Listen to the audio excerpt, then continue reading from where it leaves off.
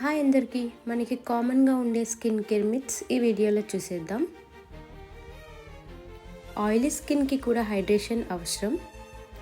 Oily skin people మాయిశ్చరైజర్ని skip చేయడం వల్ల skin ఆయిల్ని ఓవర్ ప్రొడ్యూస్ చేస్తుంది. మీ స్కిన్ బ్రేక్అవుట్స్కి మీరే రీజన్ అవుతారు. So light weight gel based or oil free మాయిశ్చరైజర్స్ని యూస్ చేయండి.